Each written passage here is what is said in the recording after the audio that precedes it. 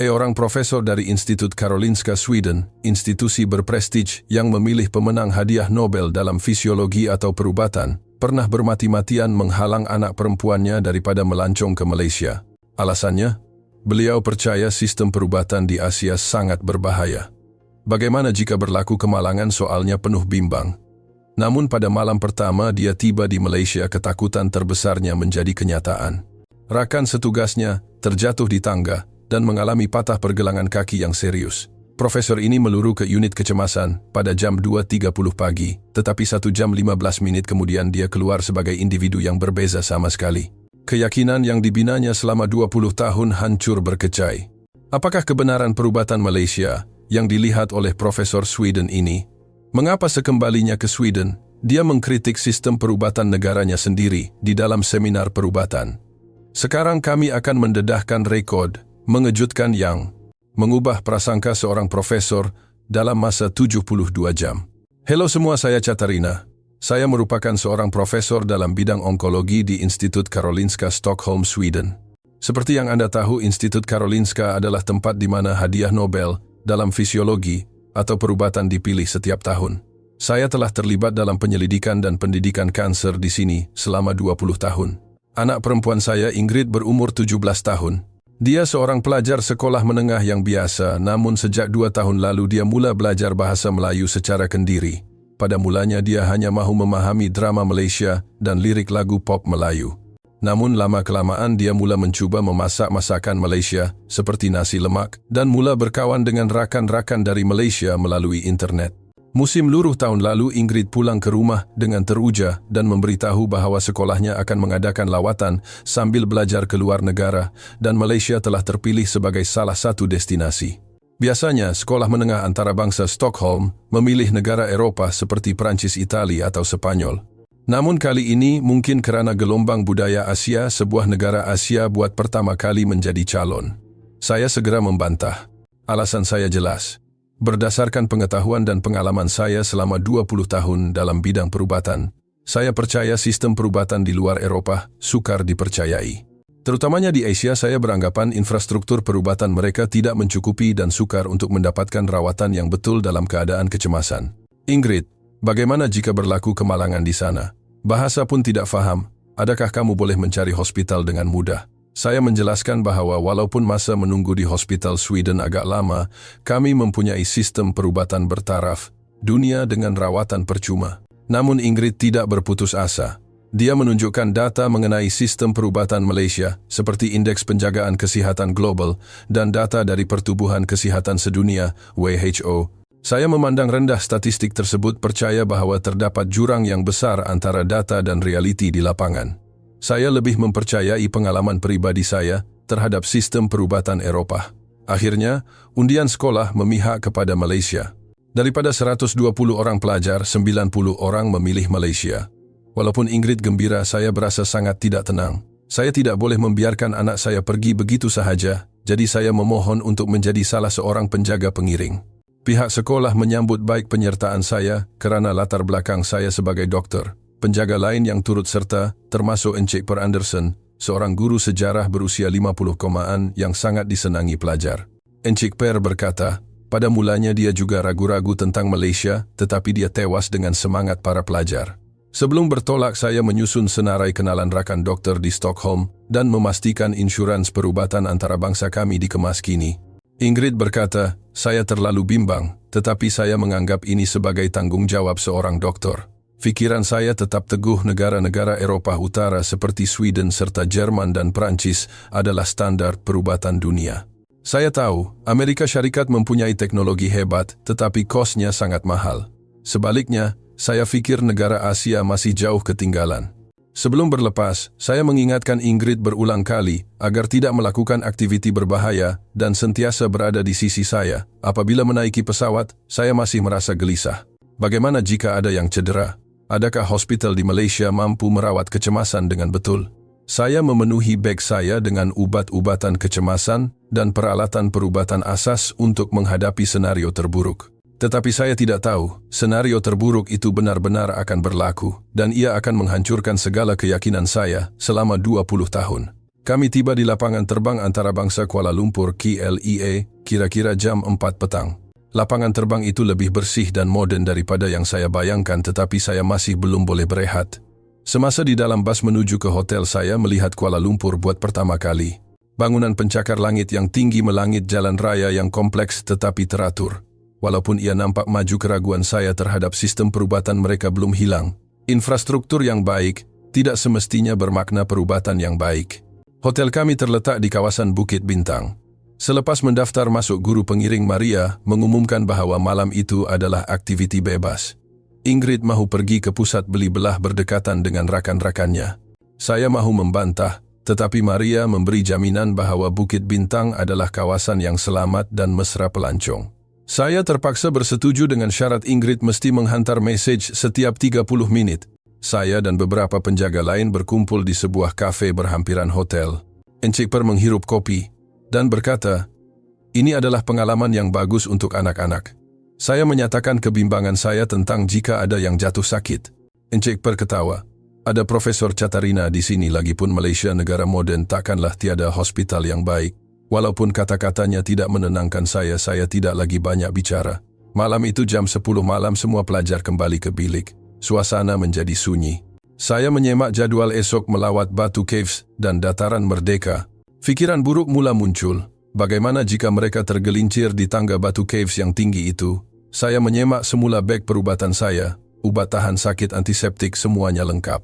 Ingrid berkata, "Sebelum tidur, ibu jangan risau, semua akan baik-baik saja." Jam 11 malam saya cuba tidur tetapi gagal kerana gangguan jet lag dan kegelisahan. Dari tingkap saya melihat pemandangan malam Kuala Lumpur yang penuh cahaya lampu. Di manakah hospital yang paling hampir? Bagaimana tahapnya? Sekitar jam 2.30 pagi telefon saya berdering. Ia daripada Maria. Suaranya menggigil. "Profesor Catarina, sesuatu telah berlaku." Encik Per terjatuh di tangga. Pergelangan kakinya nampak teruk. "Sila datang segera." Jantung saya seakan berhenti. Perkara yang paling saya takuti telah berlaku. Tanpa sempat berpakaian kemas, saya menyambar beg perubatan dan berlari keluar. Di tangga keselamatan orang ramai sudah berkumpul. Encik Per duduk di tengah tangga, wajahnya pucat dan berpeluh sejuk. Pergelangan kaki kanannya membengkok ke arah yang tidak semula jadi dan mula membengkak dengan cepat. Saya memeriksa kakinya. Encik Per berkata, dia tersalah langkah ketika mahu ke tandas dan mendengar bunyi prak semasa terjatuh. Fikiran saya buntu. Ini bukan sekadar terseliuh. Kemungkinan besar ia adalah patah tulang fracture. Jika di Stockholm memanggil ambulans dan menunggu di kecemasan akan mengambil masa sekurang-kurangnya 4 jam. Tetapi di sini adalah Malaysia, tempat di mana bahasa mungkin menjadi penghalang dalam situasi cemas. Maria bertanya dengan gemetar, "Apa yang patut kita buat? Perlukah kita ke hospital?" Saya menarik nafas dalam-dalam. "Saya doktor bertenang. Sila minta kaunter hotel panggil ambulans." Kaki tangan hotel yang tiba tidak panik. Mereka segera mendial 999 dan menerangkan situasi dalam bahasa Melayu dengan pantas. Kemudian memberitahu saya bahawa ambulans akan tiba sebentar lagi. Saya melihat jam 2.43 pagi. Saya menggunakan kain scarf saya untuk menetapkan immobilize kaki Encik Per buat sementara. Saya merasa hancur. Hari pertama perjalanan dan kami terpaksa menggunakan sistem perubatan yang paling saya bimbangkan. Adakah unit kecemasan berfungsi dengan baik? Adakah mereka boleh berbahasa Inggris? Jam 2.48 pagi siren ambulans kedengaran. Mengejutkan, hanya 5 minit selepas laporan dibuat di Stockholm, purata masa adalah 15 menit. 2 orang paramedik EMT berlari masuk membawa pengusung. Apa yang lebih mengejutkan adalah salah. Seorang paramedik bertanya dalam bahasa Inggris yang fasih. Di mana sakitnya bila ia berlaku? Saya tergamam. Paramedik Malaysia boleh berbahasa Inggris dengan begitu baik. Saya segera menjelaskan keadaan. Paramedik itu mengangguk memeriksa kaki Encik Per, bercakap dalam radio. Kemudian memberitahu saya, kami akan bawa dia ke Pusat Perubatan Universiti Malaya PPUM. Ia adalah pusat perubatan universiti utama yang beroperasi 24 jam. Proses memindahkan Encik Per ke pengusung sangat profesional. Mereka menetapkan pergelangan kakinya dengan berhati-hati untuk mengurangkan kesakitan. Saya turut menaiki ambulans. Di dalam ambulans, saya bertanya kepada paramedik, berapa lama kami perlu menunggu di kecemasan? Di Stockholm, purata menunggu adalah 4 hingga 6 jam, malah boleh mencecah 10 jam jika keadaan tidak kritikal. Paramedik itu bertanya, Profesor Anda juga pengamal perubatan bidang apa? Saya menjawab, onkologi. Dia tersenyum. Pusat kanser di Hospital University kami adalah antara yang terbaik di rantau ini. Anda berada di tangan yang betul. Saya ragu-ragu. Terbaik mengikut standar Asia atau dunia ambulans tiba di hospital pada jam 2.58 pagi. Hanya 15 menit sejak laporan dibuat di hotel. Di pintu unit kecemasan, pasukan perubatan sudah sedia menunggu. Nampaknya para medik telah menghubungi mereka lebih awal. Saya tidak akan melupakan saat itu. Unit kecemasan itu sangat berbeza daripada jangkaan saya. Walaupun sibuk, ia sangat bersih dan teratur. Tiada kesesakan yang huru-hara. Seorang juru rawat bertanya dalam bahasa Inggris, "Adakah Anda ahli keluarga?" Saya menjawab saya rakan setugas dan juga seorang dokter. Dia mengangguk dan meminta saya mengikut mereka. Encik segera dibawa ke stasiun triage. Juru rawat memeriksa tanda vital, tekanan darah, nadi, suhu, oksigen, semuanya selesai dalam 2 menit. Kemudian dia berkata mereka akan menghubungi dokter ortopedik yang bertugas. Saya melihat jam 3.03 pagi. Hanya 5 menit selepas tiba di hospital, mereka sudah menghubungi dokter pakar di Stockholm untuk melihat pakar di kecemasan. Anda perlu menunggu sekurang-kurangnya 2 hingga 3 jam. Dokter ortopedik muncul. Seorang dokter wanita berusia 30-an. Dia menyapa saya dalam bahasa Inggris yang sempurna. "Halo, saya Dr. Lim, dokter ortopedik bertugas. Bagaimana pesakit boleh tercedera?" Selepas pemeriksaan klinikal yang teliti, Dr. Lim berkata, "Kita perlu lakukan X-ray sekarang." Sekarang saya terkejut. Di Stockholm melakukan X-ray di kecemasan memerlukan penungguan sekurang-kurangnya 1 hingga 2 jam. Tetapi di sini ia serta-merta. Sepanjang perjalanan ke jabatan radiologi, saya memerhatikan sekeliling. Unit kecemasan ini luas, mempunyai peralatan perubatan terkini, dan kaki tangannya bekerja dengan tenang. Walaupun jam 3 pagi sistem berfungsi dengan sempurna. Kami tiba di radiologi pada jam 3.10 pagi, hanya 12 menit selepas tiba di hospital. Juru X-ray sudah bersedia. Proses itu selesai dalam masa 10 menit. Dr. Lim memberitahu keputusan akan keluar sebentar lagi. Saya duduk di luar bilik rawatan. Jam menunjukkan 3.25 pagi, 42 menit sejak panggilan kecemasan dibuat. Jika di Stockholm kami mungkin masih di bilik menunggu. 10 menit kemudian Dr. Lim keluar membawa komputer tablet dan menunjukkan image X-ray. Image itu sangat jelas menunjukkan pergelangan kaki encik patah di bahagian fibula hujung. Berita baik, ia tidak memerlukan pembedahan. Kita hanya perlu memasang gips sahaja, jelas Dr. Lim. Saya menarik nafas lega. Diagnosis dibuat dengan begitu pantas. Dr. Lim menyambung, "Kami akan pasang gips sekarang.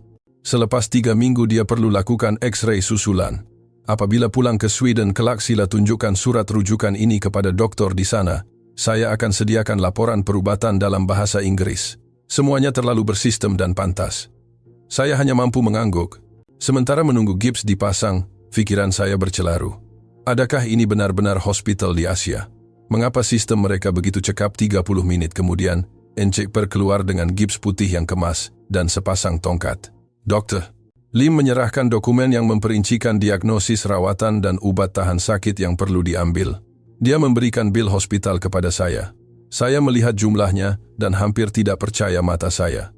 Jumlah keseluruhannya adalah kira-kira Rm650 bersamaan 4.500 TWD, termasuk bayaran kecemasan, konsultasi pakar X-ray, pemasangan gips, dan ubat-ubatan. Saya bertanya, ini sahaja untuk warga asing yang tiada perlindungan insurans tempatan, Dokter? Lim tersenyum.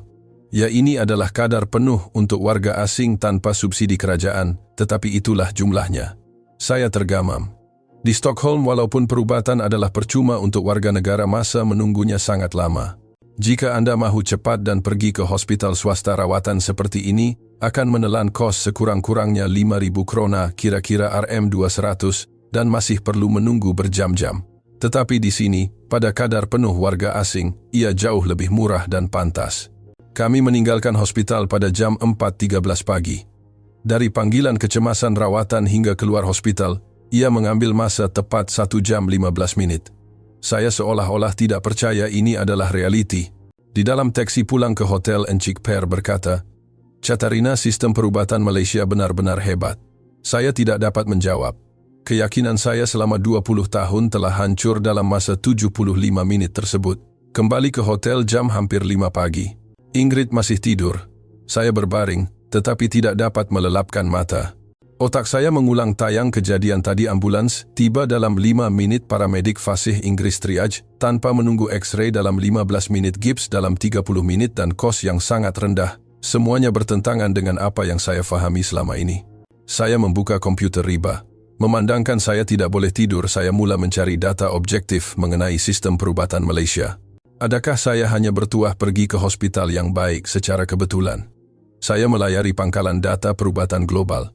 Pertama, saya melihat indeks penjagaan kesihatan. Saya terdiam. Malaysia secara konsisten berada di kedudukan teratas dunia untuk kecekapan perubatan.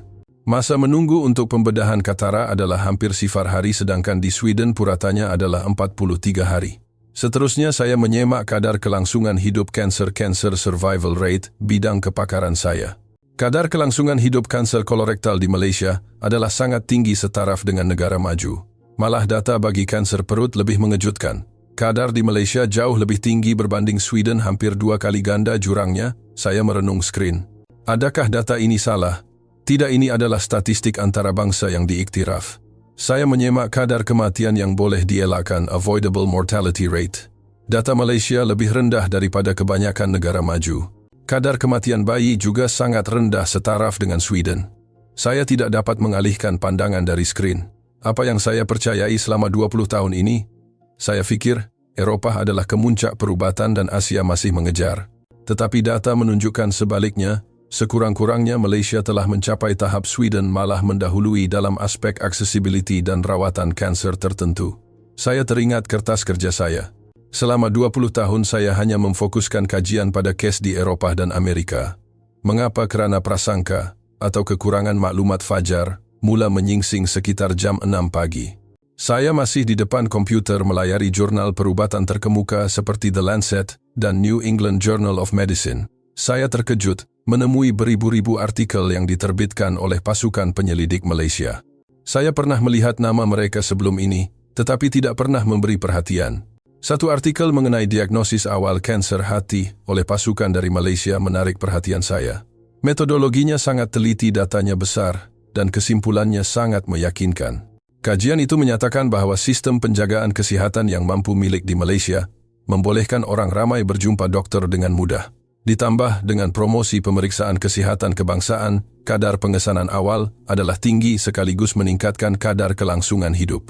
Saya membandingkannya dengan Sweden. Walaupun percuma kesukaran untuk mendapatkan temu janji, menyebabkan ramai orang hanya ke hospital apabila sudah mempunyai simptom yang serius, yang sering kali sudah terlambat. Ini adalah perbezaan sistem. Saya mula menyedari keangkuhan Eropah-sentrik saya selama ini.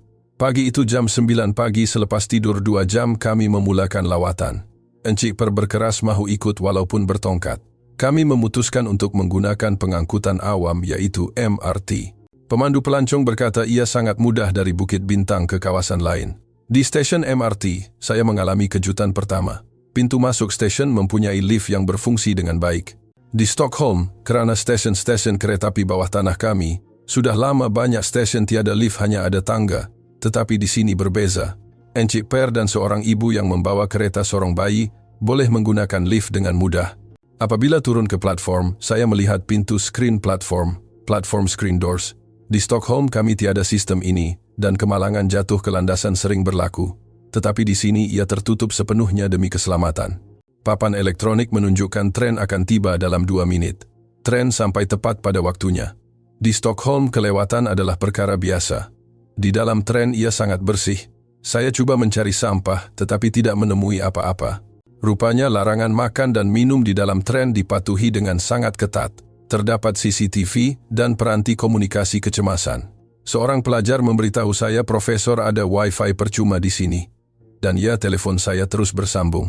Di bawah tanah yang dalam signal masih sempurna. Saya melihat seorang warga emas bertongkat menaiki tren dan segera beberapa anak muda bangun memberikan tempat duduk. Kerusi berwarna biru tua itu dikhaskan untuk yang memerlukan dan anak muda tidak akan duduk di situ walaupun ia kosong. Budaya menghormati ini berlaku secara semula jadi. Kuala Lumpur mungkin bermula lewat dalam sistem rel bandar, tetapi kini ia dinilai sebagai salah satu sistem paling boleh dipercayai di dunia. Semua stesen mempunyai kemudahan mesra OKU yang lengkap. Berbanding Sweden, budget untuk menaik taraf stesen lama di sana sangat terhad dan prosesnya perlahan. Hari ketiga adalah aktiviti bebas. Ingrid mahu ke kawasan KLCC dan Bukit Bintang lagi. Kali ini saya membenarkannya dengan hati yang terbuka. Saya tahu Malaysia jauh lebih selamat dan bersistem daripada yang saya bayangkan. Saya dan Encik Per duduk di sebuah kafe. Dia sudah mula mahir menggunakan tongkatnya. Catarina, sejujurnya saya nampak riak wajah awak semasa saya cedera malam itu. Awak nampak sangat risau. Tapi selepas melihat hospital mereka, saya tahu kerisauan itu sia-sia. Kecekapan mereka lebih baik daripada Sweden. Saya mengangguk. Ya, saya sangat malu. Saya seorang doktor saintis yang sepatutnya menilai berdasarkan data. Tetapi saya telah dipenuhi prasangka. Encik Per menghirup kopinya. Kita semua begitu. Orang Eropah sering rasa kita yang terbaik. Kita bangga dengan gelaran negara kebajikan maju, tetapi dunia luar sedang berkembang lebih pantas daripada kita. Ingrid pulang pada malam itu dengan mata yang bersinar. Ibu rakan-rakan Malaysia sangat baik. Mereka puji bahasa Melayu saya. Mereka sangat bijak fasih berbahasa Inggris dan sangat bertenaga. Saya rasa pelajar di sini belajar lebih kuat daripada kami di Sweden. Saya memeluk Ingrid. Ibu minta maaf, Ingrid. Ibu yang berprasangka. Malaysia adalah negara yang hebat. Sistem perubatan, pengangkutan, keselamatan, semuanya berada pada tahap tertinggi dunia. Malam itu saya menyemak pula tentang sistem pendidikan dan teknologi Malaysia. Mereka adalah pemain utama dalam industri semikonduktor dan ekonomi digital. Keputusan ujian matematik dan sains antarabangsa, mereka juga sangat membanggakan. Saya sedar kemajuan ini bukan kebetulan, ia adalah hasil pelaburan besar dalam pendidikan dan inovasi. Hari terakhir kami menaiki menara berkembar Petronas KLCC. Dari tempat tinggi saya melihat Kuala Lumpur yang dikelilingi kehijauan dan pembangunan yang pesat. Saya tidak lagi memandangnya dengan rasa syak wasangka, tetapi dengan rasa hormat. Ingrid memegang tangan saya. Ibu, bolehkah kita datang lagi? Ibu juga mahu datang lagi. Dan kali ini untuk tempoh yang lebih lama, jawab saya sambil tersenyum. Sekembalinya ke Stockholm, saya mempunyai perasaan yang bercampur baur antara lega dan malu. Lega kerana semua pelajar selamat, namun malu kerana keangkuhan saya selama ini. Di perjalanan pulang dari lapangan terbang Arlanda, saya melihat jalanan Stockholm dengan perspektif baru. Infrastruktur yang lama, proses digitalisasi yang perlahan dan masa menunggu hospital yang panjang. Dahulu saya fikir ini normal, kerana sistem perubatan kami percuma, tetapi Malaysia telah membuktikan ada cara yang lebih baik. Seminggu kemudian saya menganjurkan seminar di Institut Karolinska. Tajuknya, Sistem Perubatan Malaysia dan Pengalaman Saya. Kira-kira 50 orang rakan profesor dan pelajar hadir. Saya memulakan pembentangan dengan kisah kemalangan Encik perpanggilan jam 2.30 pagi ambulans dan rawatan lengkap yang selesai dalam masa 1 jam 15 minit. Suasana menjadi riuh rendah. Semua orang menunjukkan wajah tidak percaya sama seperti saya dahulu. Saya menunjukkan data indeks kesihatan nomor 1 kadar kelangsungan hidup kanser dan sistem insurans perubatan mereka. Seorang profesor bertanya, "Catarina, adakah itu hanya kes terpencil? Mungkin awak cuma bertuah." Saya menggeleng. Tidak, ini adalah soal sistem. Mereka telah membina rangkaian perubatan yang sangat berkesan. Seorang lagi bertanya, "Jadi apa yang Sweden perlu belajar?" Saya menjawab, "Kecekapan dan digitalisasi. Kita bangga dengan perubatan percuma, tetapi masa menunggu kita terlalu lama sehingga membahayakan nyawa. Malaysia menggunakan sistem yang efisien untuk menjamin akses pantas. Antara kedua-duanya, yang mana satu lebih baik untuk pesakit?" Bilik seminar menjadi sunyi. Semua orang mula berfikir secara mendalam. Saya menyambung, "Selama 20 tahun saya berfikir dalam kerangka Eropa-sentrik, tetapi dalam 72 jam, pandangan saya berubah sepenuhnya. Kita perlu mendefinisikan semula apa itu negara maju." Selepas seminar, ramai profesor muda menunjukkan minat untuk mengkaji sistem di Malaysia. Malam itu saya menghantar cadangan kepada dekan untuk mewujudkan program latihan praktikal bagi pelajar perubatan Sweden ke hospital di Malaysia setiap tahun. Dekan bersetuju untuk mengkaji bajet tersebut. 2 tahun kemudian saya kembali ke Kuala Lumpur untuk persidangan onkologi antarabangsa. Kali ini saya melawat semula hospital tersebut. Saya terserempak dengan Dr. Lim di koridor. Dia masih ingat saya. "Oh, profesor dari Sweden. Bagaimana rakan Anda? Dia sudah sembuh sepenuhnya, terima kasih kepada Anda," jawab saya. Sambil minum kopi bersama Dr. Lim, saya mendengar tentang cabaran mereka, beban kerja yang tinggi dan tekanan keuangan sistem kesihatan. Tiada sistem yang sempurna, tetapi yang penting adalah usaha berterusan untuk menambah baik. Dalam pesawat pulang ke Stockholm, saya melihat keluar tingkap. Dunia ini sangat luas dan banyak perkara yang perlu dipelajari. Tiada satu wilayah pun yang memiliki semua jawaban. Eropah, Asia, Amerika, masing-masing mempunyai kelebihan. Yang penting adalah saling belajar dan menerima kelebihan orang lain. Bukankah itu sikap negara maju yang sebenar? 72 jam telah mengubah hidup saya. Pengalaman singkat di Malaysia itu meruntuhkan keyakinan 20 tahun saya dan memberikan saya perspektif yang lebih luas. Sekarang saya menjadi profesor yang berbeza mengajar pelajar saya untuk membuang prasangka, melihat data, dan merasai sendiri pengalaman tersebut. Nama saya Catarina, dahulunya seorang profesor Sweden yang terperangkap dalam prasangka, kini seorang pendidik yang berjiwa terbuka kepada dunia.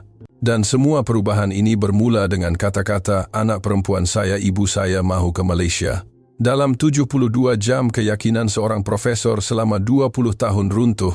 Di unit kecemasan pada waktu subuh, dia menyaksikan keajaiban kecekapan 1 jam 15 menit. Data adalah jelas. Negara maju bukan ditentukan oleh sejarah yang lama, tetapi oleh sistem semasa yang berkhidmat untuk rakyatnya. Bagaimana dengan Anda? Adakah Anda juga mempunyai prasangka? Di dunia ini terdapat terlalu banyak kebenaran yang tidak akan dapat diketahui sehingga Anda merasainya sendiri.